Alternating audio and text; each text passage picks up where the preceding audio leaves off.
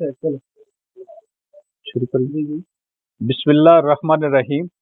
میں شیراز احمد رانجھا ایڈوکیٹ آج اپنے ڈیرہ چوری سکندر یا رانجھا جو کہ میرے والد محترم ہیں، اور میرے ساتھ میرے چچا زاد بھائی محمد اقبال رانجھا صاحب، یہ یو سی بیکھو جو ہماری یو سی ہے یونین کونسل، اس کے وائس چیئرمین ہیں۔ اسی طرح میرے ساتھ یہ سارے عزیز اور بیر جو مہمان بیٹھے ہیں، چونکہ کرونا کی وبا کی وجہ سے یہ میرے چچا زاد بھائی ہیں، تو ہم نے کوشش کی ہے کہ اپنا جو ہے نا سوشل ڈسٹینس رکھیں۔ تو کوشش کی ہے کہ علاقے کے بہت زیادہ تعداد میں لوگ جو ہے نا اس کار خیر میں شامل ہونا چاہتے تھے، یہاں اب آنا چاہتے تھے، لیکن ان سے درخواست کی ہے کہ جیسے کہ اس وبا کے جو پریکاشنز ہیں ان کو مد نظر رکھتے ہوئے جو سوشل ڈسٹینس رکھنا ہے۔ ابھی یہ جو وبا ہمارے ملک میں آئی ہے اور بلکہ پوری دنیا اس سے متاثر ہے، اس میں اسپیشلی جو غریب طبقہ ہے، جو مزدور ہے، جو دیہڑی دار ہے، جو ڈیلی ویجز والے ہیں،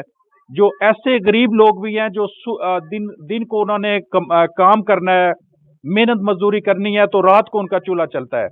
اس وقت میں وہ سخت پریشان ہے۔ وہ چونکہ لاک ڈاؤن کی وجہ سے گھروں سے باہر نہیں نکل سکتے، اور جس کے ساتھ ان کے اپنی فیملیز بھی ہیں، بچے ہیں، ان کے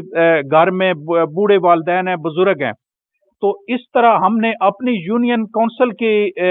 حد تک 1000 سے 1500 جو خاندان ہیں، جو گھرانے ہیں، ان کو راشن مہیا کرنے کا ہم نے بندوبست کیا ہے، جس میں آٹا ہے، چینی ہے، گھی ہے، پتی ہے،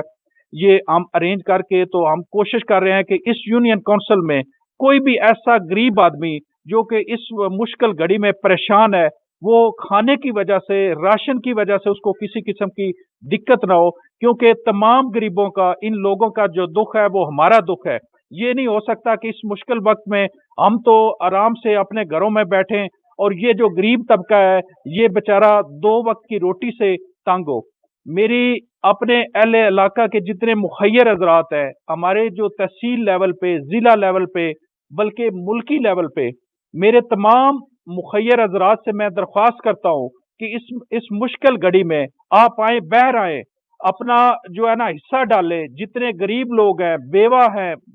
دیہڑی دار ہیں،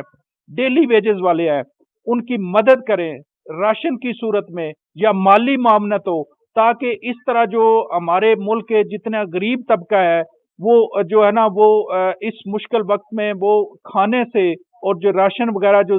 بنیادی ضروریات ہیں ان چیزوں سے محروم نہ رہے۔ اگر وہ غریب طبقہ ان بنیادی اشیاء ان کو نہیں ملتی، وہ محروم رہتے ہیں، تو اس میں جو ہے ایک ہماری بھی ذمہ داری بنتی ہے۔ تو میں آپ سب حضرات کا بہت شکریہ ادا کرتا ہوں، آپ اپنا قیمتی ٹائم نکال کے یہاں پہ آئے اور اس کار خیر میں اپنا حصہ ڈالا۔ بہت شکریہ۔